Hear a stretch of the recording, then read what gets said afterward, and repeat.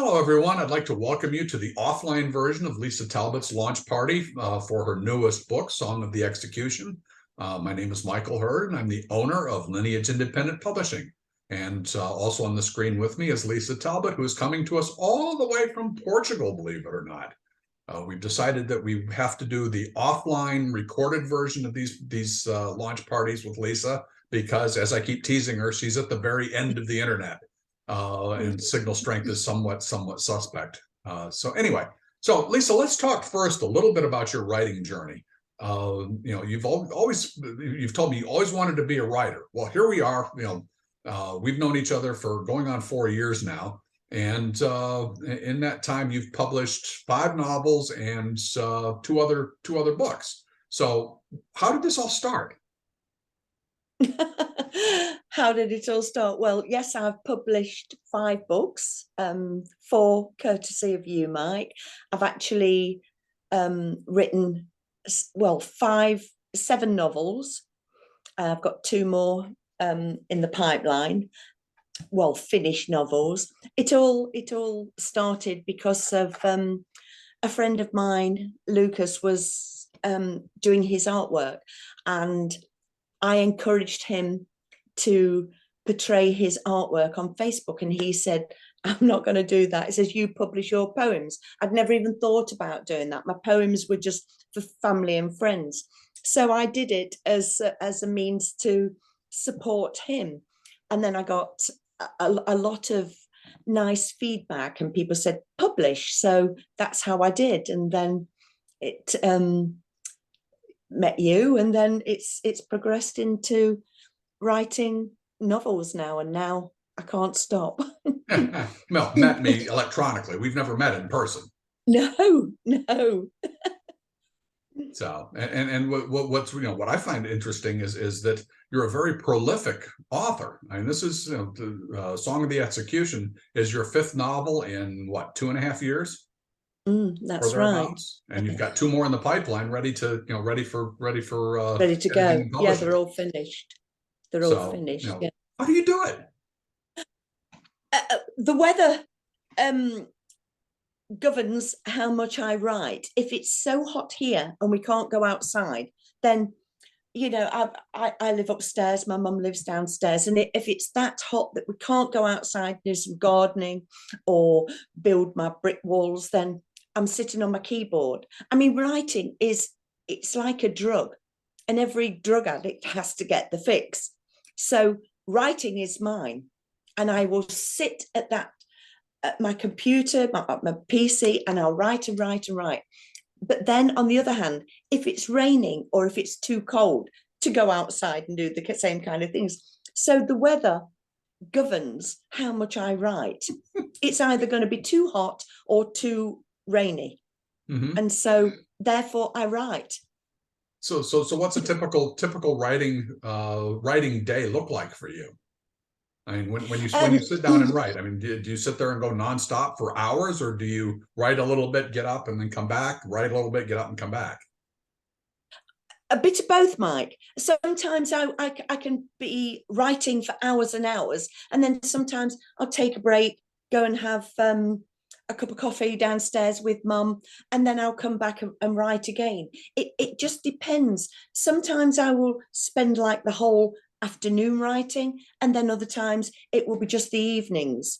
Mm-hmm. So I don't have any pattern. I don't say to myself, right, you're only going to do 2 hours today, or it's just like that. It just depends, I think, on how involved you are as well with your actual writing. Mm-hmm. Sometimes you're so engrossed with it that you don't want to lose your thread, so you sit there and you plow on, even though you have got no idea about what's going to come next. You just think, oh, and then all of a sudden there's this wow, and you think, oh yes, I could move it over to there. So you tap away and create a whole different scenario. Mm-hmm. I have no idea what I'm going to do, how the book is going. Mm-hmm. So I don't. So we both approach our storylines pretty much the same way. I mean, yeah. Mine, I don't know. I have no plan of where my story is going to go, other than Absolutely. This is how I want the story to end, and this is how I want it to start. Now, how do I fill in between? you know. You see, sometimes I don't even have the ending in my brain. I have no idea. Sometimes it can be just like, oh, I've got the title. I'll base my book around the title. The same with execution. When I was watching a video about guys on death row, and that's how I came to the to writing about the Song of the Execution. A guy said that's what they call it on death row, and I thought, oh wow, I love that as a title. So I thought, I just sat down that afternoon, and then I just started it, and that was it. And I couldn't stop typing away. I've actually worn my, I mean, if you look at my keyboard, there are no letters on my keyboard anymore, Mike. I've worn them out. I had to buy new ones. I've done the same thing, especially the A, S, D, and C keys. For some reason, I hit those harder than any of the rest of them. I've actually nail varnished some of mine, but you're used to it, so it doesn't matter. Yeah, I touch type. Well, I've worn out two Bluetooth keyboards, 2 laptops, you know, and I'm just worn out, you know, because after a while, if you use a laptop keyboard for extensive typing, it just wears out. But anyway, that's neither here nor there. So you were talking about seeing something on TV. You know, the book "Song of the Execution" deals with American social and justice issues. You said a little bit about why you picked that, but how difficult was it for you as a British expatriate with having never been to the United States? How difficult was it for you to write to do that storyline? It wasn't difficult at all, Mike, because it's all in my imagination. And I'm storytelling. So I had no idea whether it was going to be correct from an American point of view. And it wasn't until, you know, I gave my readers the manuscript to read through. And one of my friends said that her brother-in-law lives in the States. And because I've got guys on death row, and because I don't use profound language, I don't like to use swear words, but I can't have my criminals saying, oh, botheration. And I had to use some swear words because, of course, men are going to in this situation. And I use the swear word bloody. And she said the Americans wouldn't use bloody. They would use an alternative word. That starts with an F and ends in a G. Yeah, but it wasn't that word. It was freaking. Uh-huh. So I substituted bloody for freaking. And it was only you saying certain things, but that I had no idea about, of course, because of the different words. So because I am writing it from my stance, I didn't find it difficult. Right. I mean, yes, I had to do a lot of research on the jurisdiction system in the United States of America, because obviously it's totally different from ours. And I had to research how they would be taken to their cells for showering and things like this, because they're isolated. So I had to do this kind of research, whereas I wouldn't ordinarily have to do this if I was writing from the stance of it being in the UK. So no, for me, every time I write a book, it's easy for me. It's just a flow. I can sit there and it just flows. It's never a problem for me. Okay. We've already touched a little bit on the cultural barriers you've had to overcome. I mean, you know, of course, there's the distance and lack of hands-on familiarity. I mean, you know, executions in the United States certainly aren't front page news in Portugal, nor are they front page news in the United Kingdom. So, no. You know, so where did you go to find information about you know, some of the things that you wrote about? I mean, I found that the story, as an American, I found the story compelling. That was all my imagination. The incidents of the killings and why the guys were on death row, are you referring to? Yeah, just in general. Yeah. No, I just made them up, because when my mum was reading it over the last couple of days, she says, oh wow, she says, I didn't know this story about the foster parents of the children that were killed. And I said, no, Mum, I've made all this up. I didn't research any of the killings. It's just the two guys that the storyline is based on, they're in adjacent cells, you see, so that they don't see each other. And so the reasons for their incarceration are totally different. Mm-hmm. And none of it is based on true killings. It's just killings that I've made up and incidents that I've made up. Everything is just made up. I mean, there are lots of little facts in there, obviously, but Mm-hmm. nothing that you can say, oh, I remember that killing, because it isn't true. It's not true life. Right. Okay. So just out of curiosity, the United States had a period there where we had done away with the death penalty across the board, and then certain states have brought it back again. But the United Kingdom's been somewhat different. How long ago did they abolish the death penalty in the UK? Oh, just can't get down. The death penalty was abolished late 60s. It was 1969, if I recall, because I think the last two hangings were in Manchester and Liverpool, two guys, and that was the last one, because the death penalty was suspended about 1964, 65, because there was a guy who was accused of murdering his 3-month-old baby, and he was hung. And then 3 years later, somebody else professed to the killing. And then there was another man who was, I think he killed a policeman, and he was killed, and then he was exonerated years later, or pardoned years later. And then there was the hanging of Ruth Ellis, who had been tortured by her husband and abused, and she was killed because she killed her husband. And so people thought, well, she was probably justified. And then there was an outrage. So there was this call for the death penalty to be stopped, and it was suspended. And then it was a year later that it was actually banned altogether. So it was the late 60s that the UK banned executions. So really, quite not so long ago.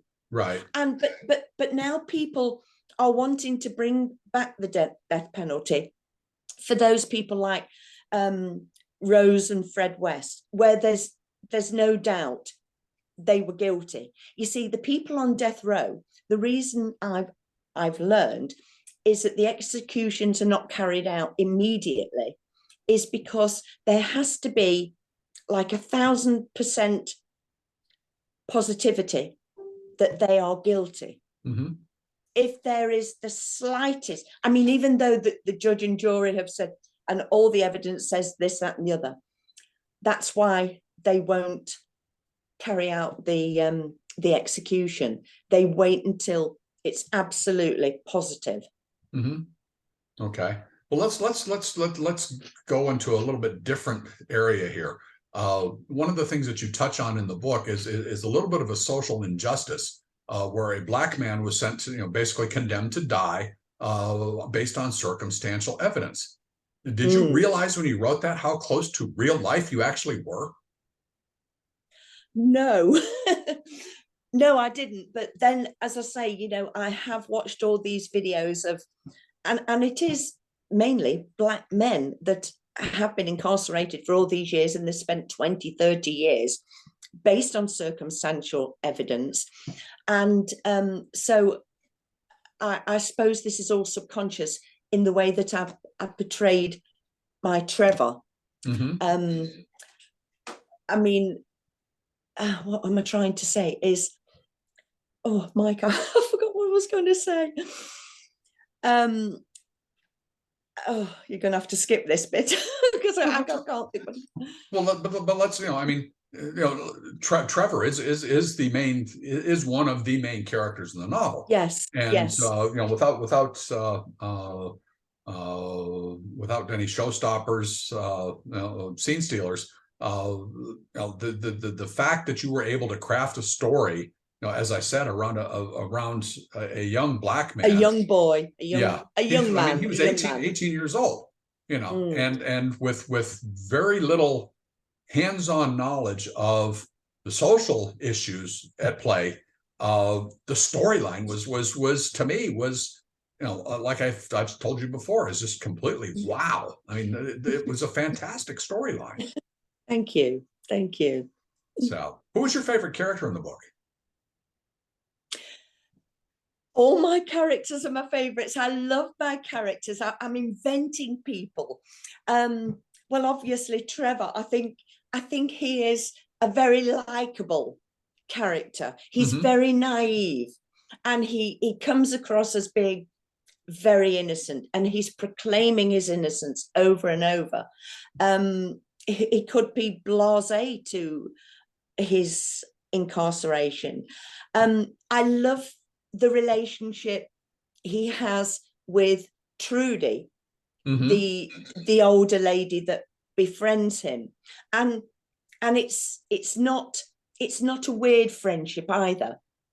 She's an older lady, and she decides, well, an older lady, she's kind of the same age as Trevor's mother, and she's a love. She likes waifs and strays. She always offers olive branches. She's trying to help the underdog, Mm-hmm. and she decides that she wants to write to somebody in the prison, and she eventually decides to write to Trevor, who her friend is the secretary of the lawyer Mm-hmm. that worked with Trevor. So she sets a stall out and she writes to them, and they have great conversations. They are on the same wavelength, which is it they form a great friendship, and I like that because we all gel with different age groups Mm-hmm. and different backgrounds, and the letters they write to each other, and when she goes to visit him, I think that's lovely. It reminds me of a friendship I've got with my friend Lucas, who was the illustrator of my Weeping Whale.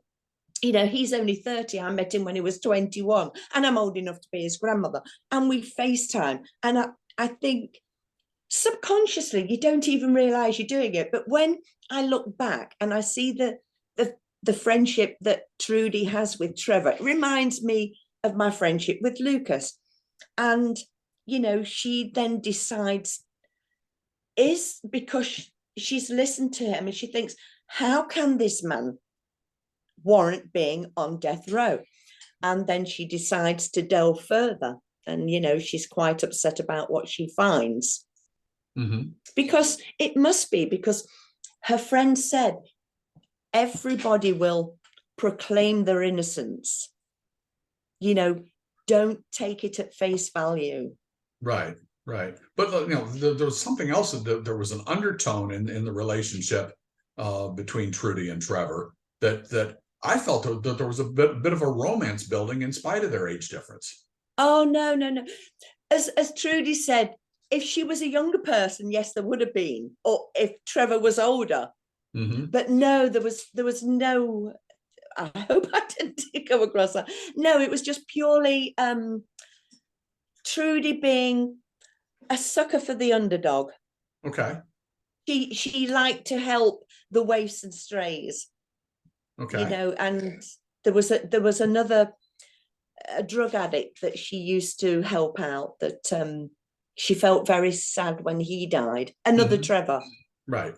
Okay. But no, there was no intention there from her point of view of because she didn't want to be one of these women that wrote to people on death row to Mm-hmm. proclaim their innocence and end up marrying them. Right. There was never any idea in from her point of view for that. Gotcha. Okay. All right. Well, let's talk about your worst critic. Who's your most critical reader?